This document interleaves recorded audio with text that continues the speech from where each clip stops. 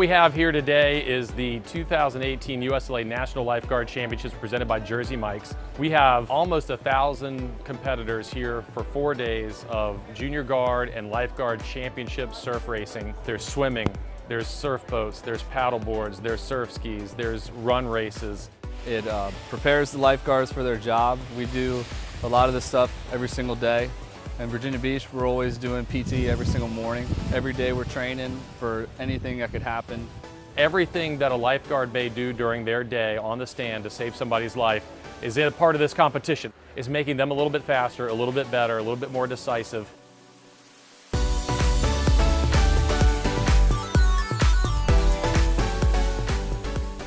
Virginia Beach is always awesome because the venue is right on the beach. All of the hotels are here. There's so many spectators, and it's beautiful out. So we always have a great time when we're over here.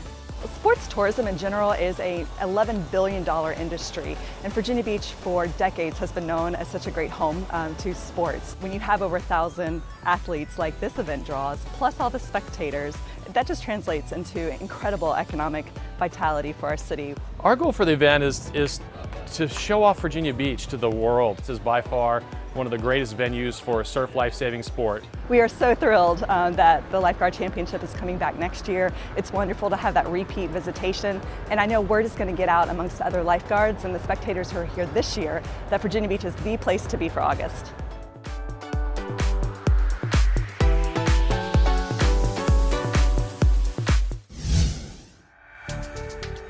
The Virginia Beach Juvenile Detention Center is a 90-bed facility consisting of 6 units. Units are made up of 15 individual rooms consisting of a day room and a classroom. We also have a gymnasium, outside recreational area, library, kitchen, 2 dining halls, medical clinic, intake area that consists of 5 individual rooms, control room, administrative offices, lobby, and training room. The Virginia Beach Juvenile Detention Center mission and philosophy is to provide temporary detention and care for court-ordered children ages 10 to 21 awaiting adjudication and/or disposition. Our goal at Virginia Beach Juvenile Detention Center is to provide a safe, secure, and healthy environment. We provide a wide range of quality, supportive services that develop and enrich residents' physical, emotional, and social development. Some of the programs that VBJDC offers are educational program, medical services, mental health services, food services, religious services, visitations, recreational activities, post-dispositional program, community placement program, reentry program, and direct care supervision. We have been open since 2004, and our detention center is directed by Mr. Pete Withers, Superintendent. Thank you for visiting Virginia Beach Juvenile Detention Center, the best run detention center in the state of Virginia.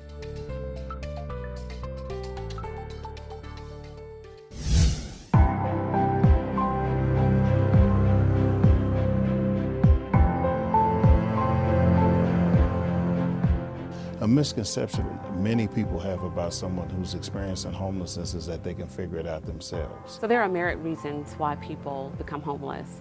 It can range from a loss of income to broken family relationships to a difference in your family status. It's really a series of unfortunate events that people are unable to recover from, and then they experience homelessness.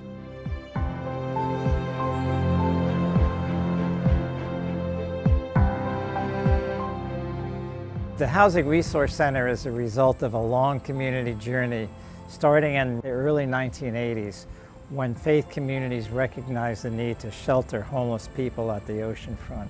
The faith community stepped up with different faith initiatives that kind of were meeting the gap needs or emergency needs of people. We were pleased with that, but we still recognized that there was a need for shelter for the homeless in our city.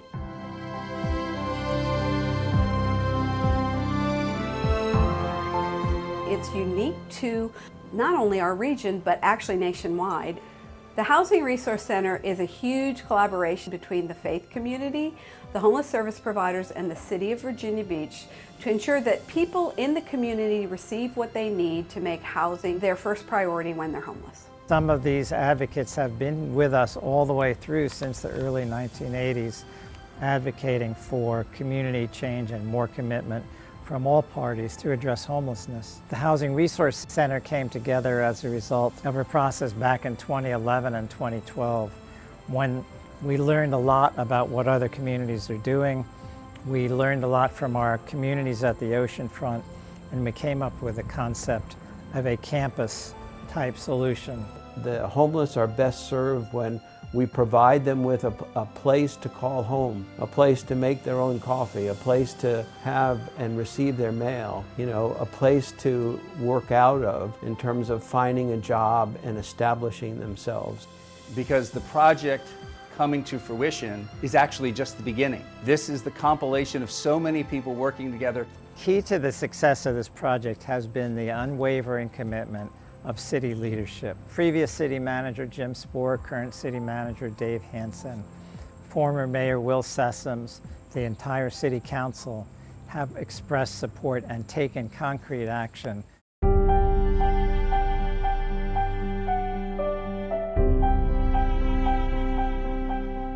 The Housing Resource Center is this wonderful facility that would break down those barriers to access resources. We have implemented a no wrong door approach. When an individual comes into the Housing Resource Center, it doesn't matter which door that they come in through, they will be able to connect to other resources that are available in the building without having to retell their stories again. If it happens to be benefits, if it happens to be employment, if it happens to be behavioral health or substance abuse, each one of those will help an individual move further in their lives. Where people can actually come to one place and connect not only with housing services, but also connect with mainstream services that they might need, like TANF or SNAP or employment assistance. So everything they need is in one place at one time. We will have emergency shelter for singles, interim family housing, permanent supportive housing for people that have been homeless that are now living in their own place. We will have an integrated service model with the Department of Human Services, as well as a dining facility for people that are here. We included in this a health clinic where people can receive health services on site. The Judeo-Christian Outreach Center will operate the day support center that will help homeless individuals be able to utilize laundry services, take a shower, utilize any other services that may be available at that time, whether it be employment, computer resources, and most importantly, our housing support specialists will help individuals work on housing plans. The purpose of the Housing Resource Center is to focus our community efforts and to achieve the goals of making homelessness rare, brief, and non-recurring. So we're going to make it rare by preventing people from becoming homeless. We're going to make it brief by giving people the resources they need. And we're going to make it non-recurring by providing them with the services they need once they move into permanent housing so that they can stay there. Well, the obvious impact will be helping children, mothers, fathers, families, and individuals alike by giving them an opportunity to come out of the elements into an environment where they can be safe, where they can grow, learn, be helped, and assisted in their journey. The more that we're one in community and the more that we're inclusive in terms of being concerned about one another and doing all we can to allow all of our citizens to thrive in the community, the better off we are. We aren't turning a blind eye, we're turning our attention to people, because what no one of us can do, every one of us can. We think there's going to be a huge number of success stories in all aspects of it, keeping people safe, getting people the services they need, and preventing homelessness.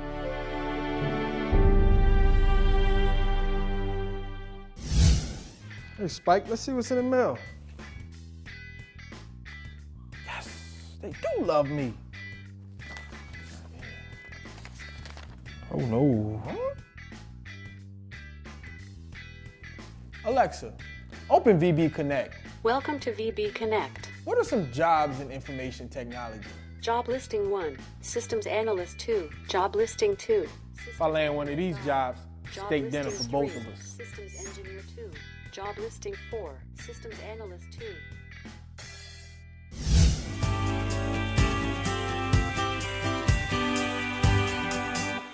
We are here with students from around the city working with local artists to create community hero posters as part of a temporary public art pop-up campaign in celebration ahead of the African American Cultural Center. We were painting and then printing pictures of different African Americans from the community who were a great influence. Pharrell Williams, Gabby Douglas, Dr. Amelia, she was actually here today.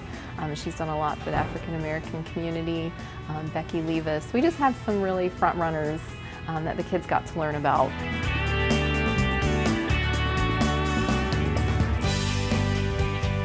Each location of each of these posters is going to be captured on an interactive Google map where you can find each poster and you can find out information about each community heroes as well as each of the artists and a little bit about what inspired them. You're going to find them and discover them at different stores, shops, community centers, libraries, schools.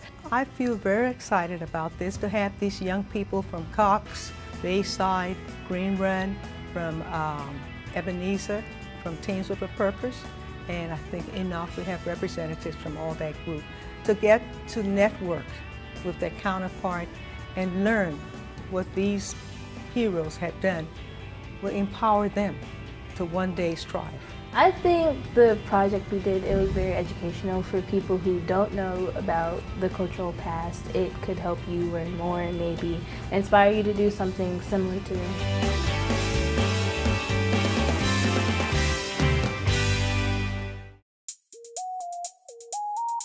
We would like to take a moment to speak to some important people in our lives. Our parents, grandparents, aunts and uncles, our neighbors and friends, our community. Before the game, wish us good luck. Let us know you'll be proud of us no matter how well we play. Remind us to have fun and enjoy the game. During the game, let the coaches do the coaching. And if you have any concerns, schedule a time to meet with them after the game. Let the referees do the reffing, and whether the call they make is right or wrong, please show them respect. Let school administrators handle any sportsmanship issues. Be encouraging of your player and the whole team. After the game, thank the coaches for their commitment to the team. Remember that we work and train hard to give our all to the sport that we love. So win or lose, be sure to congratulate us on a great game. Remind us that you are proud of us. Let us play. Let us play. Let us play. Let us play. Let us play. Let us play. Let us play. Let us play. Let us play. Let us play. Let us play!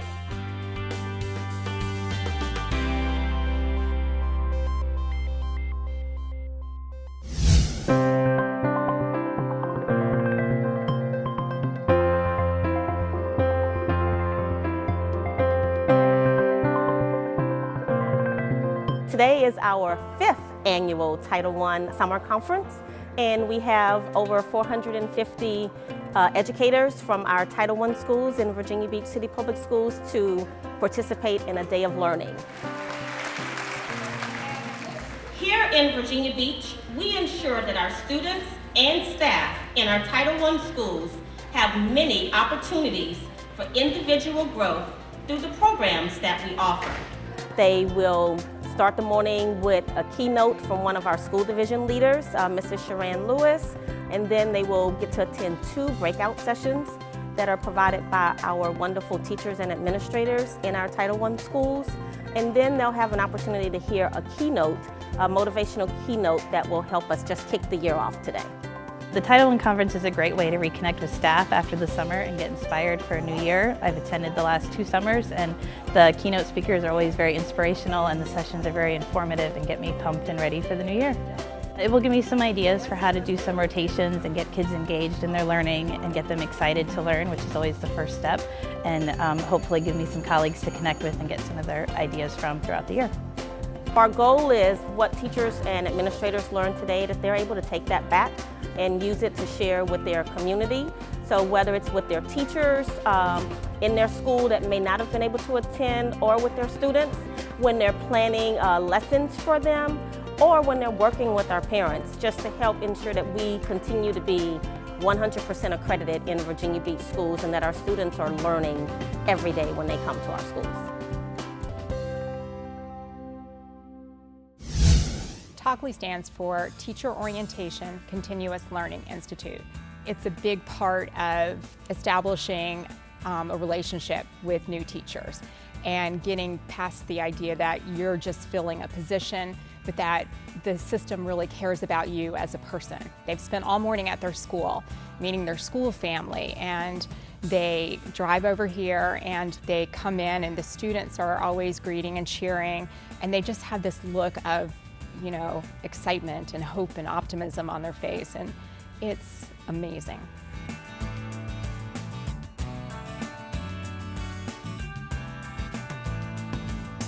The first time I met Janene, I was a principal at Salem High School. We were sitting in a meeting and she was in the Department of Technology at the time.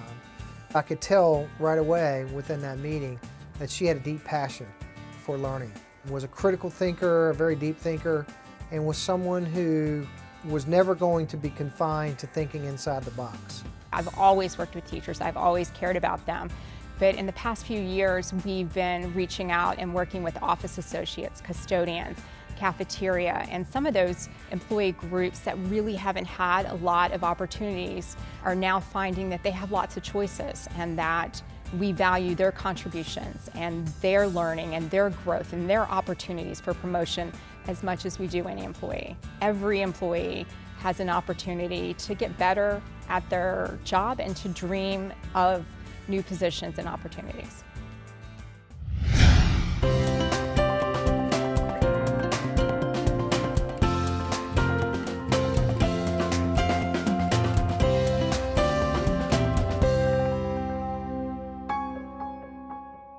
He opened this school.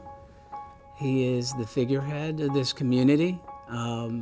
There isn't a time where I don't meet parents who were former students of Randy, and they all know him, they all love him.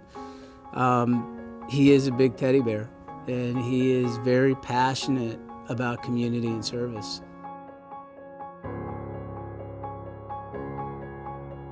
It was a beautiful day. The sun was shining. It was gorgeous. Mr. Sparling went over all the do's and don'ts of what you're supposed to do when you're out in public as a large group. We went, got on the buses, and then the buses took off. And, you know, we were hopefully on our way to have a great day. I just heard a terrible noise, and I saw some things flying across the windshield, and I was sitting right behind Randy, and I saw him jump up and run to the door, like not even a second. Jump up at the door, and I just heard him yell, "Call 911." You could see the glass and plastic and stuff hurtling towards the windshield of the bus. And as I see all of this plastic and stuff come to the bus, Randy jumps up, opens the bus door, and he's out of the door within like seconds.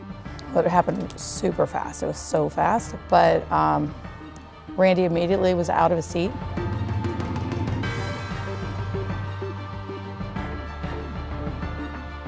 I saw something terrible happen. I knew because of the crash and the extent of what was going on, I knew I had to get off that bus as soon as possible, and I did. The motorcycle hadn't even stopped because the motorcycle was still going across Indian Lakes Boulevard before I even got off. I mean, when I got off the bus, it was still rolling, and I looked, you know, at 2 o'clock, my 2 o'clock, and the man was laying on the ground and he was bleeding profusely. I know if you don't stop the bleeding within 4 or 5 minutes, you're gonna bleed out.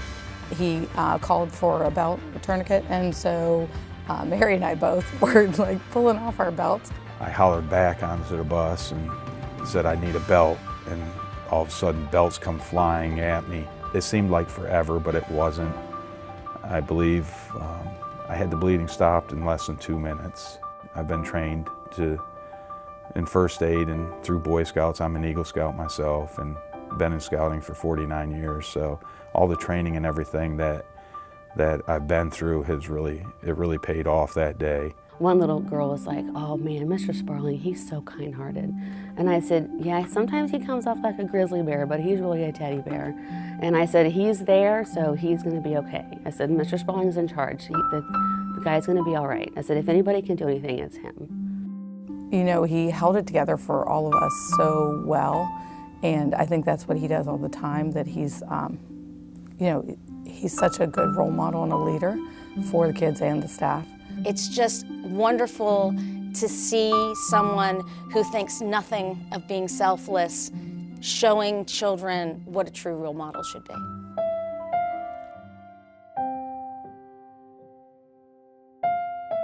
The firefighters called and said that, you know, they're in stable condition, and I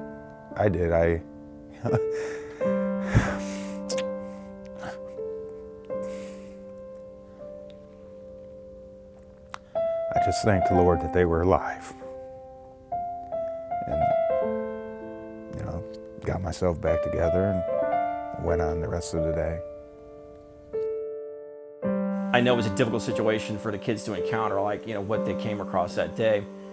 But at the same turn, when you have someone like Randy, who is in their charge, who is, you know, there to help them and to mentor them, you know, as an educator or in whatever capacity, you've got the right person for the job. The entire time, the thing that I remember the most about Randy is he was constantly pointing, doing, communicating, talking in a very calm, strong voice. It was quite a relief, especially to know that someone like that was there to help me.